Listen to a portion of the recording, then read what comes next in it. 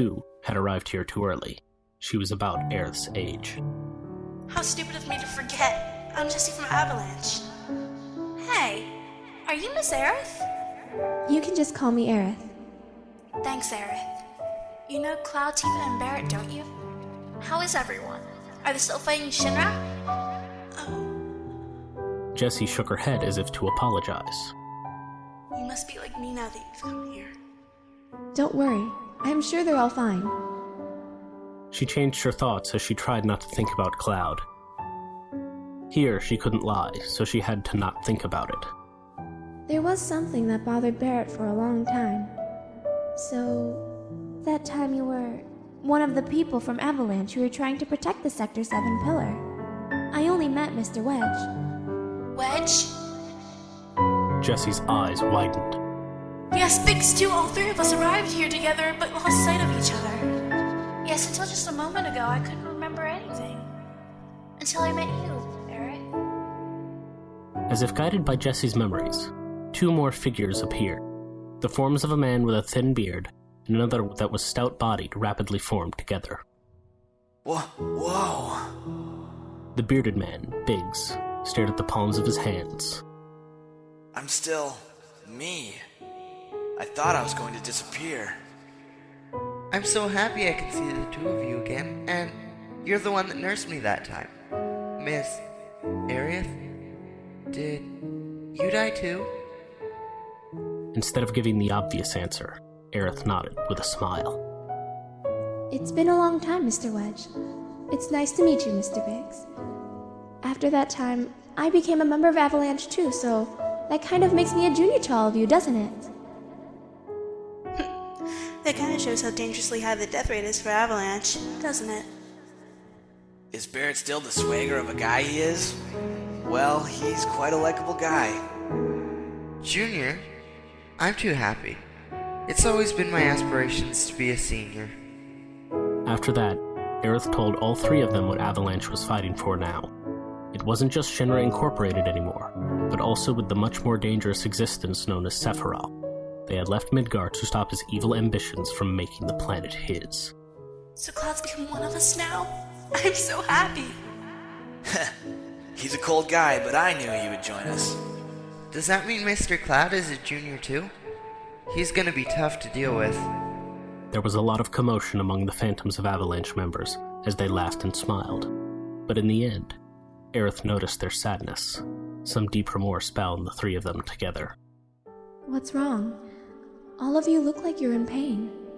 Well, it's because of the way our lives ended. We can't redeem ourselves now. Jessie looked down sadly as Biggs continued. We fought with Avalanche because we had the same sympathy and thoughts.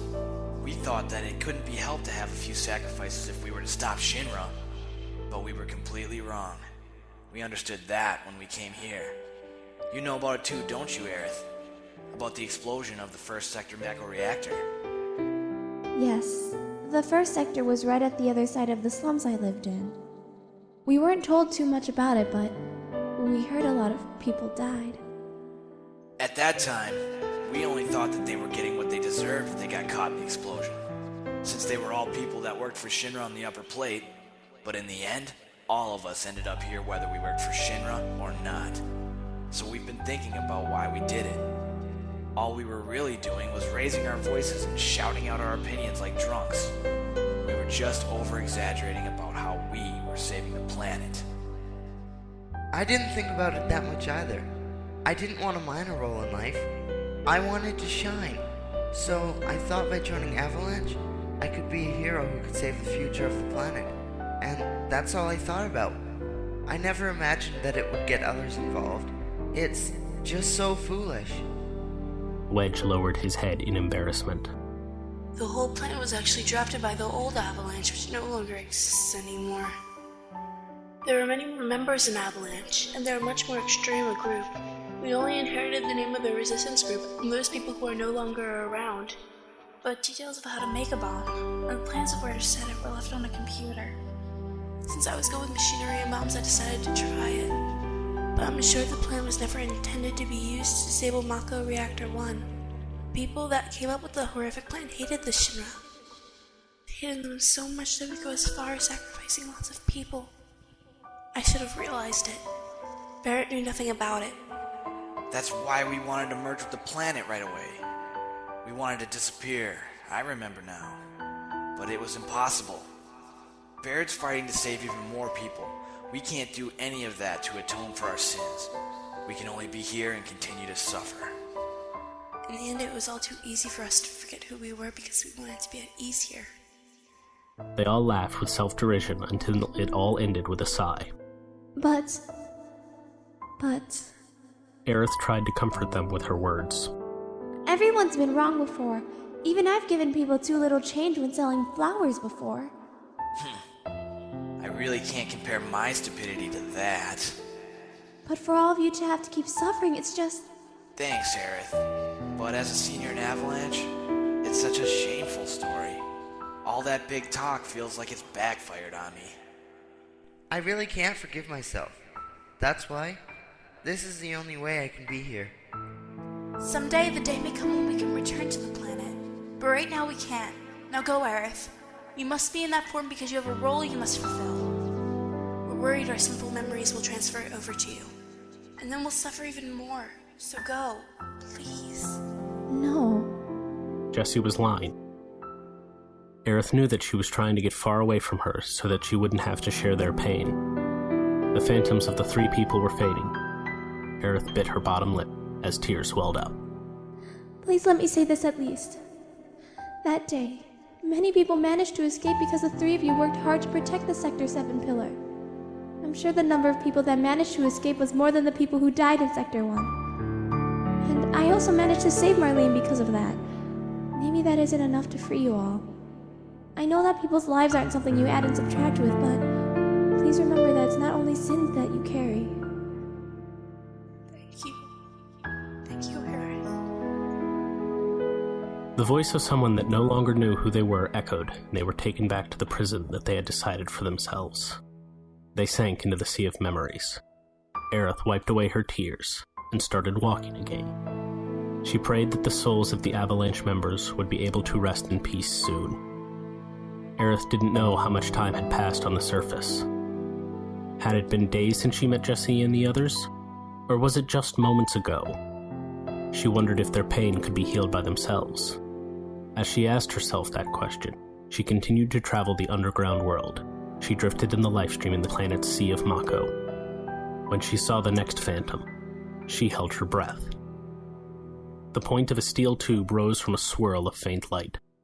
When she realized that it was an artificial hand linked to an arm, she thought that Barrett too had left the world of the living.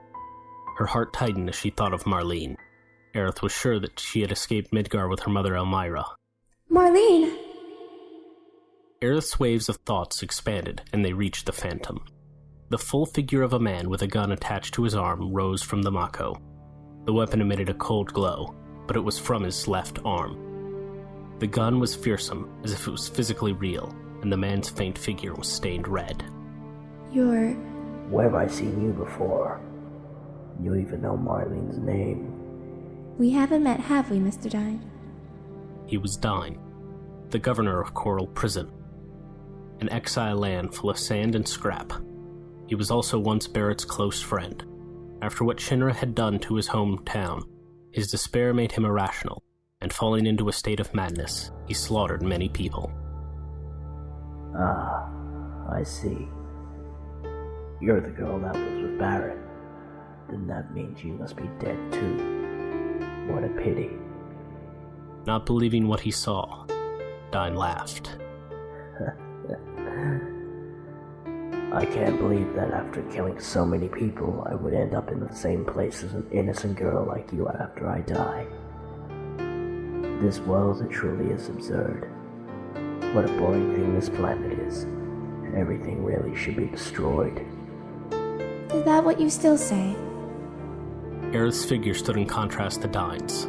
She raised her slender eyebrows. Even though you really care about Marlene? Who cares? Girl, you... I'm Aerith. You're a strong one. My left arm is all that remains of my past life. Fine, I'll call you by that name. You heard what I said that time, didn't you?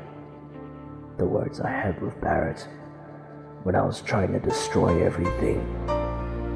I was going to take Marlene with me here too. You're lying. You were just bluffing. I can't lie here, right? I was seriously thinking about it at that time, to say the least. Then I challenged Barrett to a death match and became enlightened. For a while, Dyne laughed out loudly because of how he had to pay